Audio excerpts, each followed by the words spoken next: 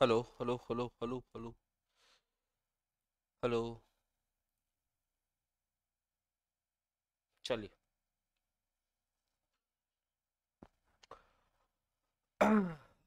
Very good morning and a very very warm welcome to all the beautiful aspirants. आप सभी खूबसूरत लोगों का फिर से बहुत बहुत स्वागत है हमारे करंट अफेयर्स वाले सेशन में, जिसमें हम रोजाना करंट अफेयर्स के सेशन को डिस्कस कर रहे हैं। बट कौन से वाले? पिछले करंट अफेयर्स को, है ना? जिसमें आज हम लोग पहुंच गए हैं दिसंबर के पार्ट 4 में, और ये आज आज का हमारा आखिरी करंट अफेयर्स होने वाला है, जिसे हम पार्ट वाइज देख रहे हैं। इसके बाद हम जनवरी से दिसंबर के करंट अफेयर्स को देखेंगे कुछ मैराथन्स में। कुछ मैराथन देखेंगे, 2-3 घंटे के कुछ मैराथन होंगे, और इसे 2-3 पार्ट्स में देखेंगे, जिसमें हम जनवरी से जुलाई तक के करंट अफेयर्स को डिस्कस करने वाले हैं। ठीक है, जुलाई से दिसंबर हमने देख लिया, आज खत्म हो जाएगा वो। उसके बाद हम जनवरी से जुलाई का देखेंगे। ठीक है, 22 जनवरी है आज, बहुत ही इंपॉर्टेंट दिन। आज राम लल्ला आने वाले। ठीक है, तो जय श्री राम का नाम लेते हुए इस सेशन की शुरुआत करते हैं, और उम्मीद करते हैं हम हमारा और आपका जो आने वाला साल है वो बहुत ही ज्यादा बेहतरीन होगा। ठीक है, तो बढ़ते हैं आज के पहले क्वेश्चन की तरफ। पहला क्वेश्चन आपके सामने ये रहा। क्या कह रहे हैं आपसे? पहला क्वेश्चन कह रहा है कि हाल ही में नए भारत का संवेदना नामक पुस्तक का विमोचन किसके द्वारा किया? बोला है who recently launch the book named नए भारत का सामवेद। संवेदना नहीं, सामवेद लिख लो भैया।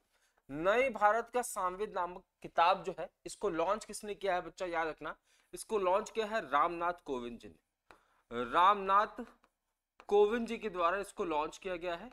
याद रखना, रामनाथ कोविंद कौन है बच्चा? तो ये भारत के 14वें प्रेसिडेंट, भारत के 14th प्रेसिडेंट के रूप में आपको कौन देखने को मिलेंगे? रामनाथ कोविंद।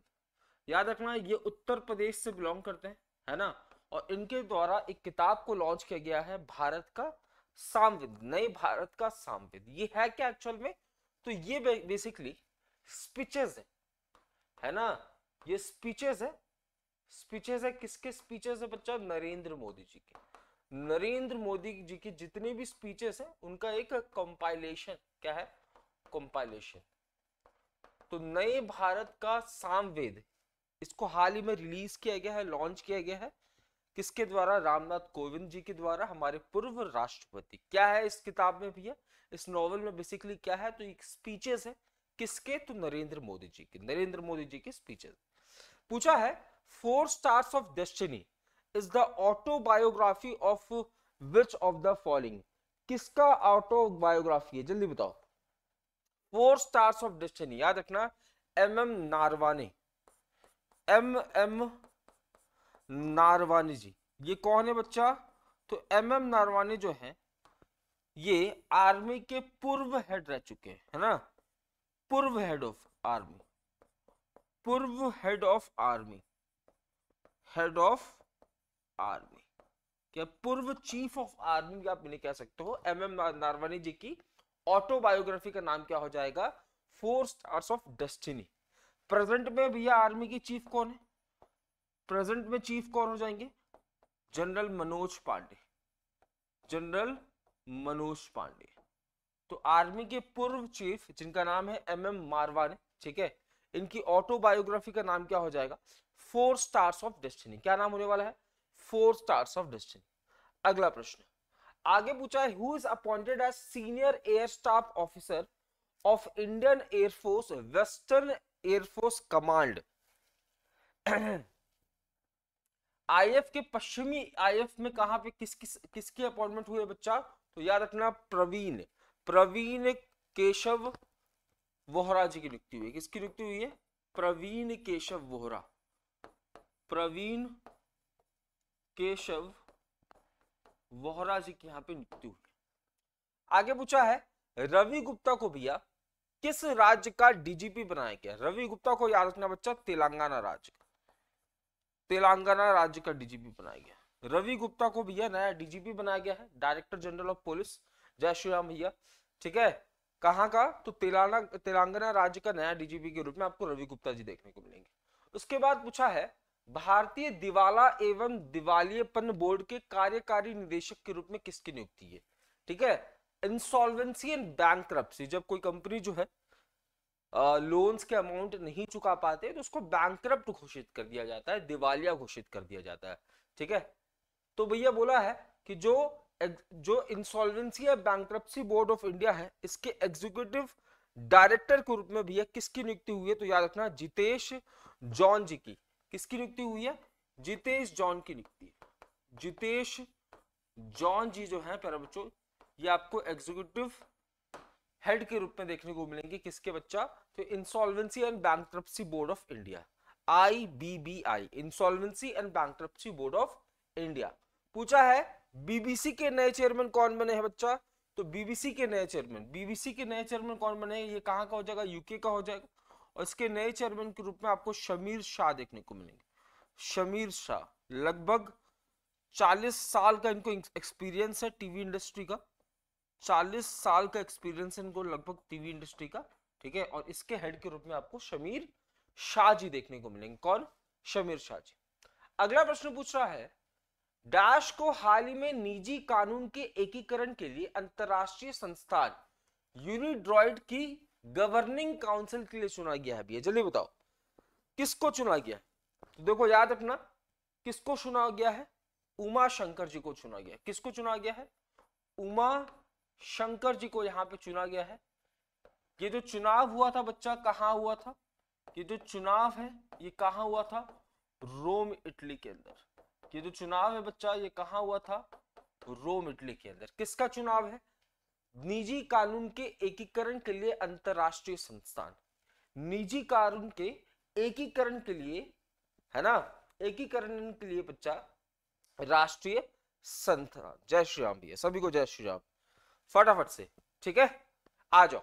बोला है रेसलिंग फेडरेशन ऑफ इंडिया भैया, रेसलिंग फेडरेशन ऑफ इंडिया के हेड के रूप में किसको बनाया गया, देखो पहले कौन थे, पहले थे भैया ब्रिज मोहन सिंह। कौन थे, ब्रिज मोहन सिंह थे। ठीक है, इनके ऊपर फिर भैया मॉलेस्टेशन के चार्जेस लगे, जिनके बाद इन्होंने क्या दे दिया, रिजाइन दे दिया। जिसके बाद बच्चा इन्होंने क्या दे दिया, रिजाइन दे दिया। इनकी जगह पे अब किसकी नियुक्ति हुई है, संजय सिंह की नियुक्ति हुई है। इसकी जगह पे किसकी नियुक्ति हुई है, संजय सिंह जी की भैया नियुक्ति हुई है। अगर मैं रेसलिंग फेडरेशन ऑफ इंडिया की बात करूं, ठीक है, इसकी स्थापना कहां होगी, रेसलिंग फेडरेशन ऑफ इंडिया की स्थापना हो रही है 1958। कब हुई है बच्चा, 1958 में। इसका मुख्यालय आपको कहां देखने को मिलेगा, न्यू दिल्ली के अंदर। इसका मुख्यालय आपको नई दिल्ली में देखने को मिलेगा, रेसलिंग फेडरेशन ऑफ इंडिया। ठीक है, इसके नए चेयरमैन के पद पे दिसंबर महीने में किसको नियुक्त किया गया था, संजय सिंह को। किसकी जगह पे, ब्रिज मोहन सिंह। इनके ऊपर मॉलेस्टेशन के चार्जेस लगे थे, जिसके बाद इन्होंने रिजाइन दिया था। ठीक है, अगला पूछा है बॉम्बे स्टॉक एक्सचेंज। देखो आप सभी को पता है भारत के अंदर मेनली आपको दो स्टॉक एक्सचेंज देखने को मिलेंगे, एक देखने को मिलेगा BSE और एक देखने को मिलेगा आपको NSE। ये हो जाएगा बॉम्बे स्टॉक एक्सचेंज और ये हो जाएगा नेशनल स्टॉक एक्सचेंज। दोनों ही भैया आपको मुंबई में देखने को मिलेंगे। दोनों ही कहां देखने को मिलेंगे, मुंबई के अंदर। याद रखना ये जो BSE है ना, ये एशिया का ओल्डेस्ट स्टॉक एक्सचेंज है, एशिया का ओल्डेस्ट स्टॉक एक्सचेंज है, ओल्डेस्ट स्टॉक एक्सचेंज। एशिया का ओल्डेस्ट स्टॉक एक्सचेंज कौन हो जाएगा, BSE हो जाएगा, यानी कि बॉम्बे स्टॉक एक्सचेंज हो जाएगा। भारत के अंदर स्टॉक एक्सचेंज को रेगुलेट कौन करता है, जैसे बैंकों को RBI रेगुलेट करता है, वैसे ही भारत के अंदर स्टॉक एक्सचेंज को, ये स्टॉक्स को रेगुलेट करना, उसके लिए मापदंड तैयार करने का काम कौन करता है, तो सेबी करता है, security exchange board of India. Madhabi Buch आपको यहाँ पे हेड के रूप में देखने को मिलेंगे। कौन, मधावी बुच यहाँ पे आपको हेड के रूप में देखने को मिलेगी। बट यहाँ पे बॉम्बे स्टॉक एक्सचेंज की हेड की बात हो रही है। बॉम्बे स्टॉक एक्सचेंज की हेड कौन है, जल्दी से। बॉम्बे स्टॉक एक्सचेंज के हेड के रूप में किसकी नियुक्ति हुई है बच्चा, तो याद रखना किसकी नियुक्ति हुई है, प्रमोद अग्रवाल जी की। किसकी नियुक्ति हुई है बच्चा, तो लिख लो प्रमोद अग्रवाल जी की, प्रमोद अग्रवाल जी की, प्रमोद अग्रवाल जी की यहां पे नियुक्ति हुई है as a head of Bombay Stock Exchange, as head of Bombay Stock Exchange. पूछा है UN peace keeping ministerial meeting held in which country. आप सभी को पता है कि यूनाइटेड नेशंस के बारे में भी आप सभी को पता है कि यूनाइटेड नेशंस यानी कि संयुक्त राष्ट्र पूरी दुनिया के अंदर शांति और सुरक्षा को बढ़ावा देने का काम है। पीस एंड सिक्योरिटी को मेंटेन करना इसका काम हो जाएगा। इसकी स्थापना कब हो रही है? 1945 के अंदर। इसका मुख्यालय आपको न्यूयॉर्क में देखने को मिलेगा। कहां पे? न्यूयॉर्क के अंदर आपको इसका मुख्यालय देखने को मिलेगा। इसके 6 प्रमुख अंग हैं। कितने? 6 प्रमुख अंग होने वाले, ठीक है, जिनसे ये काम करवाता है। कौन सा काम? तो शांति और सुरक्षा का काम। अब ये जो यूनाइटेड नेशंस है, सपोज दो देशों के बीच में वॉर हो गया, दो देशों के बीच में झमेला हो गया, तो उस झमेले को सुलटाने के लिए भी यूनाइटेड नेशंस क्या क्या रखता है? अपने पास एक आर्मी रखता है। ऐसा नहीं कि वो आर्मी जाके लड़ाई करती है, ठीक है, हथियार वगैरह तो उनके पास होते हैं, बट वो लड़ाई नहीं करती है। वो उस देश में जाकर, जिस जगह पे लड़ाई हो रही है उस जगह पे जाकर मेरे बच्चों दोनों लड़ाई के सुलटाने का काम करती है, ग्राउंड वर्क करती है। तो यूनाइटेड नेशन के पास लगभग 80,000 से ज्यादा जो है यूएन की पीस कीपिंग फोर्स, जिसमें भारतीय आर्मी की तादाद बहुत ज्यादा है। जैसे अगर मैं बात करूं यूएन पीस कीपिंग मिशन में केवल महिलाओं को भेजने वाला देश पूछ ले तो वो भारत है। साउथ सुडान के अंदर जब वॉर चल रहा था तब भारत ने भेजा। तो बोला यूएन पीस कीपिंग का मिनिस्ट्रियल जो बैठक हो रही है बच्चा, इसका हाल ही में कहां हुआ आयोजन? एकरा के अंदर। कहां हुआ है? एकरा के अंदर इसका आयोजन हुआ। एकरा कहां पे हो जाएगा? तो घाना में। कहां हो जाएगा? घाना में। यहां पे भैया इस मिनिस्ट्रियल मीटिंग को आयोजित किया गया। अगला प्रश्न है फिट एक्सपो। फिट एक्सपो का आयोजन बच्चा कहां पे हुआ? फिट एक्सपो याद रखना ये क्या है? बेसिकली स्पोर्ट्स से रिलेटेड, फिटनेस से रिलेटेड, वेलनेस के रिलेटेड। इसका मकसद क्या है बच्चा? लिख लेना। ये बेसिकली क्या है? एक एग्जीबिशन टाइप का है ना, जिसमें फिटनेस से रिलेटेड बातें की जाएंगी, फिटनेस, जिसमें स्पोर्ट्स से रिलेटेड बातें की जाएंगी, जिसमें वेलनेस से रिलेटेड बातें की जाएंगी। इसका आयोजन स्थल कहां पे हो जाएगा? इसका आयोजन हुआ कहां पे बच्चा? कोलकाता के अंदर। कहां पे हुआ? कोलकाता के अंदर इसका आयोजन। कोलकाता के अंदर इसका आयोजन हुआ। इसका मेन मकसद क्या है? लोगों को फिट रखना है भैया, फिट रखना है, ठीक है। अगला internet governance forum. Internet governance forum का आयोजन भैया किस राज्य या केंद्र शासित प्रदेश में हुआ? जल्दी से। इंटरनेट गवर्नेंस फोरम जो है किस राज्य या केंद्र शासित प्रदेश में हुआ? तो याद रखना भैया इसका आयोजन दिल्ली के अंदर हुआ, इंटरनेट गवर्नेंस फोरम। अगर मैं पूछूं, हाल ही में एक रिपोर्ट आई थी जिस रिपोर्ट में बताया कि दुनिया के अंदर, सभी देशों में इंटरनेट तो है ही, तो दुनिया के अंदर सबसे ज्यादा स्पीड इंटरनेट के मामले में भारत की रैंकिंग कितनी है? हाल ही में ओकला की एक रैंकिंग आई थी जिसका नाम था ओकला स्पीड टेस्ट रैंकिंग 2023। इसके अनुसार जो भारत की रैंकिंग इंटरनेट स्पीड के मामले में वो कितनी है बच्चा? 47। कितनी है? 47 है ना। भारत की रैंकिंग इंटरनेट स्पीड के मामले में कितनी है? 47 है। जिन भी बच्चों ने, है ना, मेरी इंडेक्स वाली, रिपोर्ट्स वाली क्लास नहीं देखी थी कि भैया भारत की रैंकिंग आईपी इंडेक्स में कितनी है, भारत की रैंकिंग खुशहाली इंडेक्स में कितनी है, भारत की रैंकिंग टॉमटॉम इंडेक्स में कितनी है, ग्लोबल पावर इंडेक्स में कितनी है, तो रैंकिंग के ऊपर एक सटीक क्लास आपको मिलेगा। केवल 15 मिनट का वो क्लास है जिसमें 2023 में जितने भी रिपोर्ट्स और रैंकिंग को रिलीज किया गया, चाहे वो स्टेट वाइज हो चाहे वो इंटरनेशनल लेवल पे हो, वो क्लास आपको मिल जाएगी, ठीक है। तो ओकला स्पीड टेस्ट रैंकिंग 2023 के अनुसार भारत की रैंकिंग स्पीड के मामले में 47 है।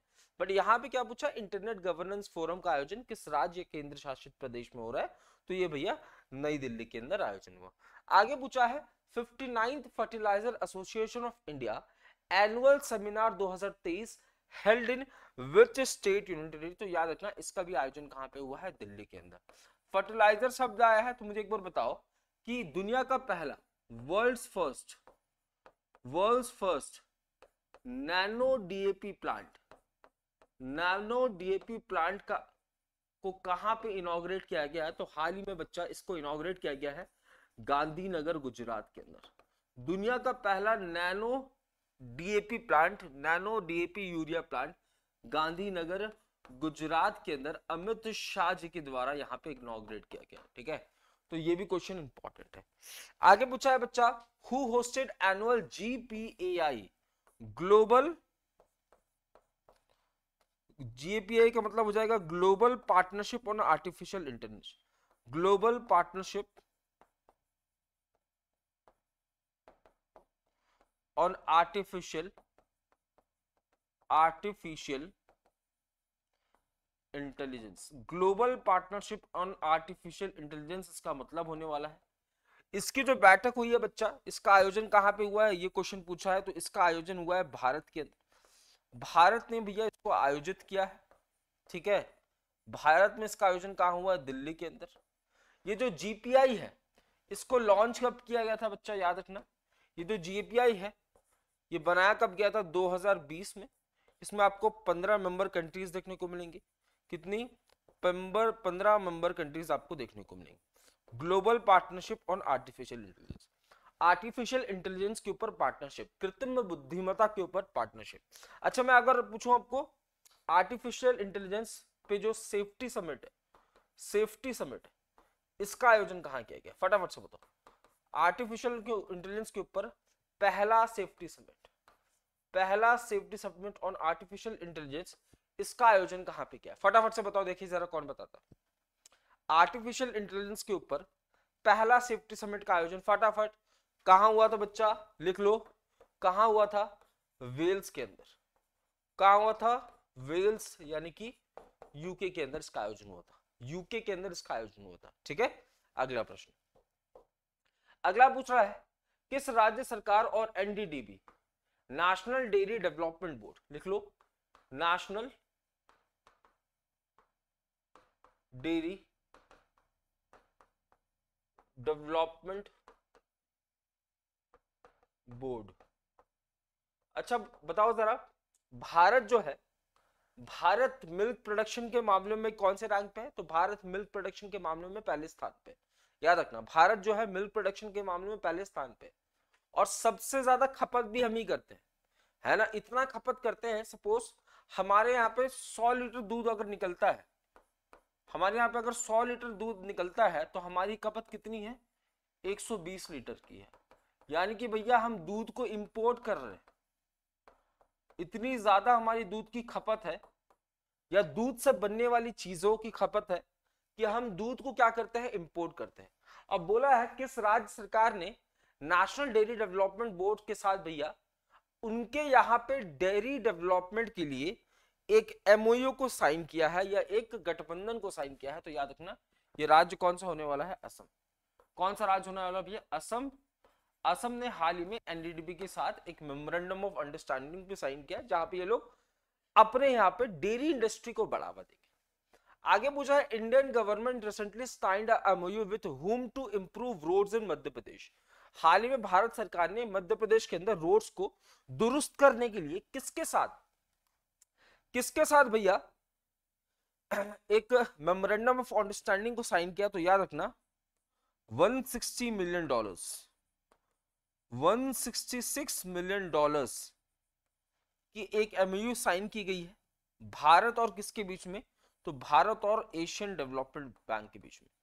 भारत और Asian development bank, Asian development bank के बीच में, भारत और एशियन डेवलपमेंट बैंक के बीच में $176 मिलियन का एक एमओयू साइन किया गया है, जिससे क्या होने वाला है, मध्य प्रदेश के अंदर रोड्स की सुधार होगी, सड़कों को सुधारा जाएगा, रोड्स को डेवलप किया जाएगा। कहां पे, मध्य प्रदेश के अंदर, एशियन डेवलपमेंट बैंक के साथ $176 मिलियन। आगे बढ़ो, आगे पूछा है, भारत ने हाल ही में दिसंबर 2023 में किस देश के साथ अपने राजनयिक संबंधों के 50 साल पूरे किए। 50 साल भारत ने किसके साथ पूरे कर लिए, तो याद रखना, भारत और साउथ कोरिया, भारत और साउथ कोरिया के बीच में, साउथ कोरिया के बीच में जो डिप्लोमेटिक रिलेशंस है, जो डिप्लोमेटिक रिलेशंस है, उसको हाल ही में 50 साल पूरे हो गए, 50 साल पूरे हो गए। क्लियर बात, 50 साल पूरे हो गए। आगे पूछा, किस शास्त्रीय नेतृत्व पर शोध के लिए आईआईटी लखनऊ और भातखंडे संस्कृति विश्वविद्यालय कहां पे है, यूपी के अंदर, इसके बीच में एक समझौता ज्ञापन पर हस्ताक्षर किया गया। आईआईटी लखनऊ और भातखंडे संस्कृति विश्वविद्यालय के बीच में भैया एक मेमोरेंडम ऑफ स्टैंडिंग या एक समझौता हुआ है कि ये लोग क्या करेंगे, कथक को प्रमोट करेंगे। कथक जो कि क्या है, क्लासिकल डांस है, क्लासिकल डांस है, पूरे नॉर्थ इंडिया में ये फेमस है बच्चा, पूरे नॉर्थ इंडिया में ये फेमस है। तो इसको बढ़ावा देने का काम करेगा भैया कौन, ये यूनिवर्सिटी और साथ ही साथ आईआईटी लखनऊ। तो इन दोनों के बीच में एक समझौता हुआ, दोनों के बीच में बच्चा क्या हुआ है गुरुजी, एक समझौते पे साइन किया गया है। क्लियर बात। अगला प्रश्न देखो, अगला प्रश्न मिल रहा है कोटक महिंद्रा। भैया कोटक महिंद्रा बैंक के बारे में बताया था, मुंबई के अंदर इसका मुख्यालय देखने को मिलेगा, है ना, मुंबई के अंदर उदय कोटक, उदय कोटक, इसके क्या हो जाएंगे, उदय कोटक भैया इसके संस्थापक हो जाएंगे। इसके संस्थापक के रूप में आपको कौन देखने को मिलेंगे, उदय कोटक। मैंने आपको बताया था कि इसके हेड के रूप में नए नियुक्ति हुई है, जल्दी बताओ इसके हेड के रूप में किसकी नियुक्ति हुई है, इसके हेड के रूप में भैया CS राजन जी की नियुक्ति है, CS राजन जी की नियुक्ति हुई है। अब क्या बोला है, कोटक महिंद्रा ने हाल ही में किसके सहयोग से भारत का पहला Kotak school of sustainability launch किया है। कोटक स्कूल ऑफ सस्टेनेबिलिटी हाल ही में कोटक महिंद्रा बैंक ने किसके साथ मिलकर, तो आईआईटी कानपुर के साथ मिलकर, किसके साथ मिलकर, आईआईटी कानपुर के साथ मिलकर हाल ही में एक मुहिम की शुरुआत की गई है। किसके द्वारा, कोटक महिंद्रा बैंक के द्वारा। 1985 लिख लो इसकी स्थापना हो रही है, कब हो रही है, 1985 में इसकी स्थापना हो रही है, किसकी, कोटक महिंद्रा बैंक की। ठीक है, कोटक महिंद्रा बैंक स्थापना 1985, मुख्यालय मुंबई के अंदर, चेयरपर्सन के रूप में आपको CS राजन, और इसके संस्थापक कौन हो जाएंगे, तो उदय कोटक, उदय कोटक इसके संस्थापक हो जाएंगे। बोल रहा है केंद्रीय मंत्रिमंडल ने किस देश के साथ प्रवास और आंदोलन समझौते को मंजूरी दी है, तो याद रखना बच्चा, इटली। इटली के अंदर भैया हेड के रूप में आपको मेलोनी जी देखने को मिलेंगी, कौन, मेलोनी जी देखने को मिलेंगी, कौन देखने को मिलेंगे, मेलोनी जी। ठीक है, क्या कह रहे हो, नरेंद्र मोदी जी के चेहरे पे खुशी आ गई है नाम सुन के। चलो, काफी सारे मीम्स वगैरह वायरल होते रहते हैं। तो मेलोनी जी जो है इटली के हेड के रूप में देखने को मिलेंगे। खास बात, एक बात और लिख लेना यहाँ पे नोट डाल के, हाल ही में, नोट डालो भैया, हाल ही में जो इटली है, हाल ही में जो इटली है वो चाइना के बॉर्डर एंड रोड इनिशिएटिव, ये बॉर्डर एंड रोड इनिशिएटिव कब लॉन्च हुआ था, 2013 में। तो हाल ही में इटली जो है वो चाइना के बॉर्डर एंड रोड इनिशिएटिव से 2023 में बाहर आ गई है, बाहर आ गई है। ठीक है, तो जुड़ी कब थी, लिख लेना 2019 में। मैंने क्या कहा, 2019 वो साल था, शुरुआत से शुरू करते हैं, 2013 वो साल था जब चाइना के हेड शी जिनपिंग जो है वो कजाकिस्तान गए थे, और कजाकिस्तान जाके उन्होंने बोला कि अरे कजाकिस्तान तुम सेंट्रल एशिया वाले देश हो क्या, उसने बोला हाँ हम सेंट्रल एशिया वाले देश हैं। तो इसने याद दिलाया एक बात, तो बोला कि याद करो वो बात जब हमारे पूर्वज जो है,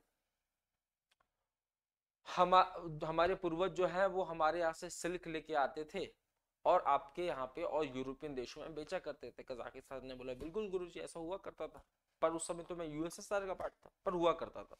उसने बोला ठीक है भैया, अब दोबारा से ये काम शुरू किया जाएगा, दोबारा से उस रूट को खोला जाएगा जिसे हम सिल्क रूट कहते हैं।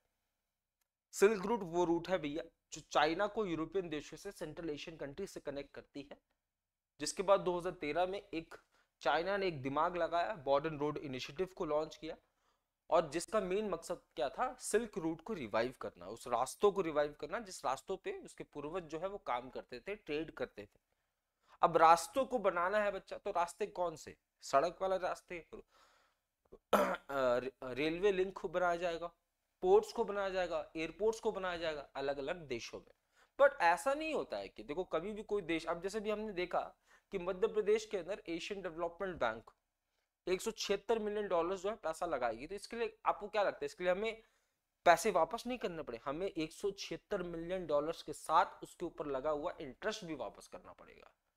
बट इनिशियली क्या होता है कि हमारे पास पैसे आ जाते हैं हमारा काम हो जाता है तो हम सोचते हैं कि भैया इससे हम कमा के वापस कर देंगे। तो यही जो है चाइना का भी BRI, चाइना जो बॉर्डर एंड रोड इनिशिएटिव में पैसा लगाएगा वो उस पे इंटरेस्ट भी लेगा।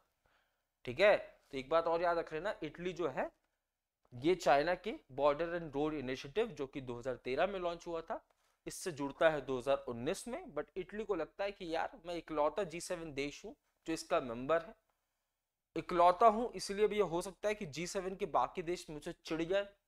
साथ ही साथ इटली को बहुत ज्यादा फायदा नजर नहीं आ रहा था, उसकी फॉरेन डायरेक्ट इन्वेस्टमेंट जो है वो बढ़ने की जगह घटने लगी, उसका जो इंपोर्ट है वो तो बढ़ रहा था बट एक्सपोर्ट उतनी रफ्तार से नहीं बढ़ रहा था। जब उसने देखा बहुत ज्यादा फायदा नहीं हो रहा और इसके बारे में बहुत ज्यादा नेगेटिविटी ऑलरेडी चल रही है, तो क्यों ना मैं बाहर आ जाऊं।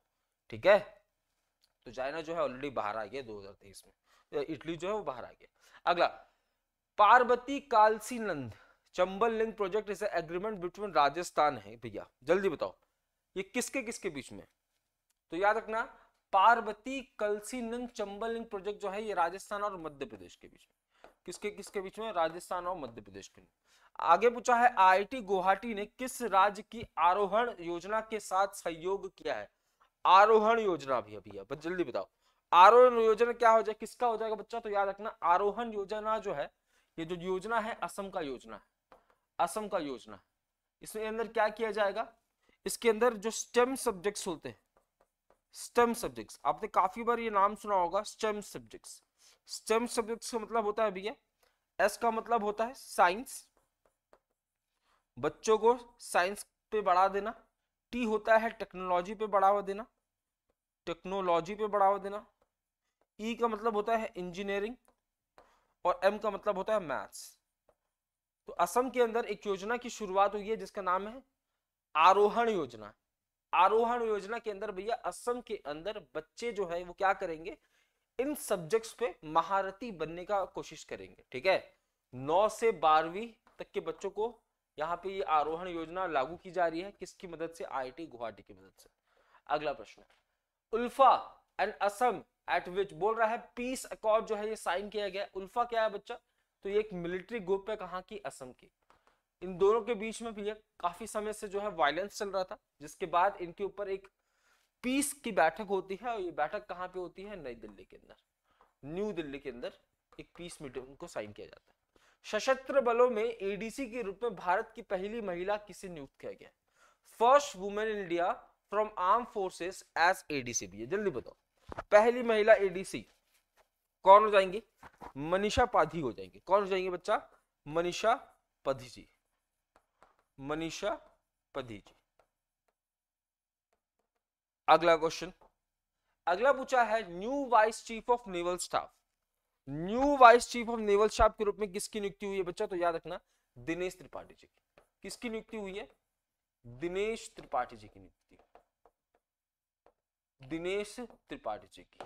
Recently INS Sandhayak is delivered to Indian navy. भैया एक इंडियन नेवल शिप है जो कि भैया इंडियन नेवी को क्या किया गया है? इंडियन नेवी को भैया डिलीवर किया गया है। इसे कहां पे बनाया गया? तो याद रखना garden rich ship builders, garden rich ship builders कहां पे है भैया? ये कोलकाता के अंदर। गार्डन रिच शिप बिल्डर्स कहां का है? ये कोलकाता का है बच्चा, गार्डन रिच शिप बिल्डर्स। अगला प्रश्न, अगला पूछा है first women medical officers at Siachen कौन हो जाएंगी? गीतिका कौल। ये हमने ऑलरेडी पढ़ा है, Geetika Koul, Geetika Koul first women medical officer at Siachen. आगे पूछा है इन्नो योद्धा 2023 इवेंट किसके द्वारा ऑर्गेनाइज कराया गया? इन्नो योद्धा इवेंट जो है बच्चा ये हाल ही में किसके द्वारा ऑर्गेनाइज कराया गया? तो याद रखना इसको ऑर्गेनाइज कराया गया किसके द्वारा? DRDO के द्वारा। किसके द्वारा? Defence research development organisation, defence research development organisation. Who manufactured short range ballistic missile, sorry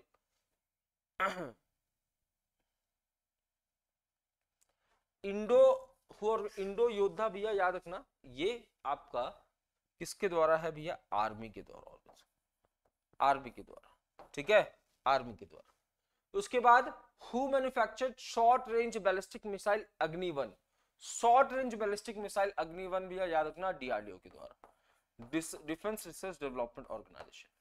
who won admiral cup 2023? Admiral cup 2023 का आयोजन भैया किसने किया था? भारत ने। आयोजन किसने किया था? भारत ने। याद रखना भारत जो है ये रनर रहती है, रनर अप रहती है। और इसको भी जीता किसने है बच्चा? तो इसको जीता है इटली ने। आजकल इटली जो है ये विजेता रहा है, ठीक है। तो एडमिरल कप आयोजन किसने किया भैया? भारत ने। अगला प्रश्न आगे पूछा है, ASEAN women piece keeper. ASEAN देशों के जो वुमेन्स की पीस कीपर्स की जो आर्मी है ना, इसके ऊपर जो इनके द्वारा एक एक्सरसाइज कराया गया है। कहां पे बच्चा? भारत के अंदर। कहां पे? भारत के अंदर। वियतनाम और भारत के बीच में कौन सा एक्सरसाइज होता है? वियतनाम और भारत के बीच में भैया विम्बेक्स एक्सरसाइज होता है। ये इसका चौथा संस्करण था। कौन सा संस्करण था? चौथा संस्करण था। आयोजन कहां पे हुआ बच्चा? हनोई के अंदर आयोजन हुआ है। हनोई के अंदर आयोजन हुआ है। आयोजन कहां हुआ है? हनोई के अंदर, ठीक है। चौथा संस्करण। आगे पूछा है, Indian army conducted honour run in commemoration of which victory? भैया भारतीय आर्मी की कौन सी विक्ट्री के बाद भैया अभी हाल ही में एक कमेमोरेशन रन या एक विक्ट्री रन को अंजाम दिया गया है? तो याद रखना कारगिल वॉर। कारगिल वॉर।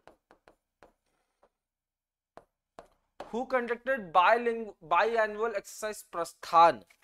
प्रस्थान एक्सरसाइज क्या है? याद रखना ये एक डोमेस्टिक एक्सरसाइज है, ठीक है। ये क्या हो जाएगा? ये एक डोमेस्टिक एक्सरसाइज होने वाला है। डोमेस्टिक एक्सरसाइज होने वाला है। इसका आयोजन कहां पे हुआ है? मुंबई के अंदर।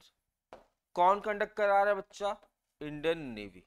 इंडियन नेवी एक डोमेस्टिक एक्सरसाइज कंडक्ट करा रही है जिसका नाम क्या हो जाएगा? प्रस्थान।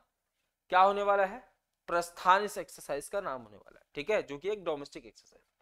आगे पूछा है अस्त्र शक्ति नाम की एक्सरसाइज। फटाफट, अस्त्र शक्ति नाम की एक्सरसाइज कौन करा रहा है? कौन बताएगा?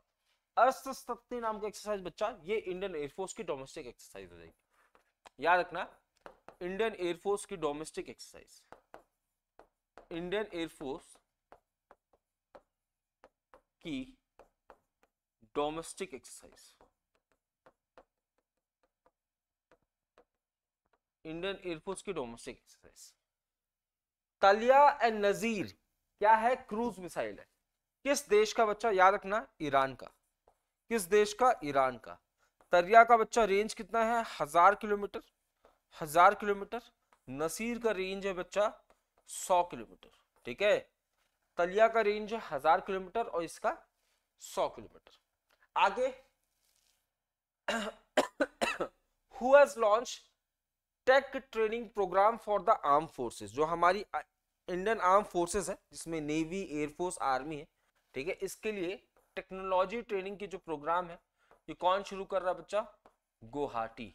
आईआईटी गुवाहाटी शुरू कर रहा है। Who design most affordable sanitary pad vending machine? इस मशीन को भी ये 2500 रुपए में खरीदा जा सकता है, ठीक है। और इसको बनाया किसने है बच्चा? इसको बनाया है आश्रया सेठ ने। किसने बनाया है? आश्रया सेठ। आश्रया सेठ। सैनिटरी पैड बनाने की मशीन मात्र 2500 में। सैनिटरी पैड बनाने की मशीन मात्र 2500 में। बोल रहा है XPoSat satellite is related to which space agency? ये किसकी है भैया? ये भारत की एक्सपोसैट। आगे पूछा है who become the first scientist to operate Mars rover? पहली साइंटिस्ट, भारत की तरफ से पहली साइंटिस्ट जो कि नासा के अंदर मार्स रोवर को ऑपरेट कर रही है, ये कौन हो जाएगी भैया? तो याद रखना अर्शता कृष्णमूर्ति। लिख लो भैया, अर्शता कृष्णमूर्ति।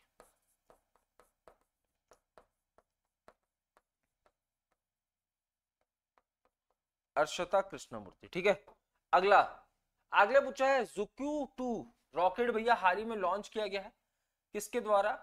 चाइना के द्वारा। ये मीथेन पावर्ड रॉकेट है। ये दुनिया का पहला मीथेन पावर्ड रॉकेट है। मिस्र सैट ये जॉइंटली लॉन्च किया गया है। किसके द्वारा? तो याद रखना कि लॉन्च तो किया गया है चाइना के द्वारा। देखो ये लॉन्च किया गया है चाइना के द्वारा। किसके लिए लॉन्च किया गया? किसके लिए लॉन्च किया गया है? तो याद रखना इजिप्ट के लिए लॉन्च किया गया था।